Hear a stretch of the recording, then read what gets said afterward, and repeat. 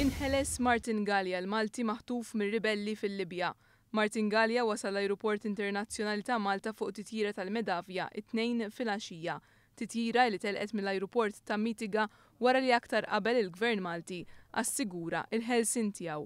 Mal-wasla tiegħu Malta, Martin Galea rrikonoxxa din il-ħidma u stqarr li kien grazzi għal dan li kien għadu ħaj. Jiena min-naħa tiegħi nisab kuntent li nqawwi u sħiħ, però naf li l-fatt li jiena qawwi u sħiħ ma jiddependa xejn minni, anzi jiddependa mill-isforzi ħabrika tal-Gvern Malti u partikolarment ta' Marisa Farrugia tal-Foreign Affairs li jiena nista' niddikjara apertament li mill-affarijiet li rajtu li smajt letteralment salvat li ħajti. Kien wara jiem ta' kuntatti bejn il-Gvern Malti interlokuturi min-naħa tiegħu u dawk li ħatfu lil Galea li kmien it-tnejn wara nofsinhar kien hemm l-ewwel indikazzjonijiet pożittivi. Evidentement sodisfatt li ċittadin Malti kien jinsab qawwi u sħiħ il-Prim Ministru Joseph Muscat tkellem dwar il-ħidma li saret fi Skit.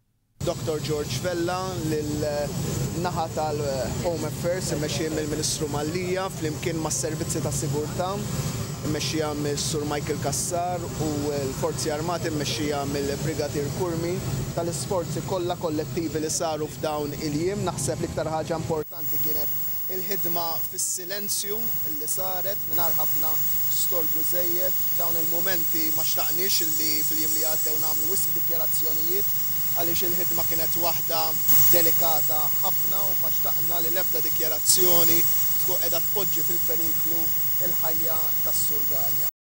Tul il-jum ta' tnejn il-medja kienet tinżamm marfa bl-aħħar żviluppi kontinwament, iżda bil-għan li ma jkunx hemm xi mossa li tista' xekkel il-ħelsien ta' Galea kienet mitluba ma tippubblika xejn, dan sakemm Galea kien fl-ispazju tal-ajru Malti. Xi ħaġa li seħħet għal-ħabta 8 u 10 ta' filgħaxija hekk kif Galea ħalla l-Libja ftit wara is-7:30. Anke hawn l-intoppi ma naqsux dan peress li Galea ma kellux id-dokumenti meħtieġa biex jivvjaġġa wara li dawn kienu ttieħdulu mir-ribelli. Fuq l-ajruplan tal-Medavja li ndbagħat apposta biex iġib lil Galea kien hemm ukoll 6 membri tal-Forzi Armati ta' Malta u l-Konslu Marsen Farrugia. Il-Prim Ministru kkonferma wkoll li l-Gvern Malti ma ħallax flus sabiex sar dan il-ħelsien.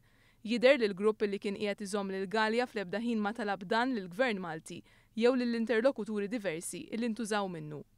Intant għalkemm il-kundizzjoni ta' saħħtu deret waħda tajba Galea tieħed l-isptar Mater Dei għal eżamijiet mediċi. Sa nhar it-tnejn kien għadu mhux ċar għaliex inħataf Galea u uffiċjalment minn min. Hemm diversi fatti li qed iridu jiġu stabbiliti u issa l-investigazzjoni tissokta. Minkejja dan sal-jum ta' tnejn il-Gvern kellu biss għan wieħed li Galea jasal lura qawwi u sħiħ kif fil-fatt sar.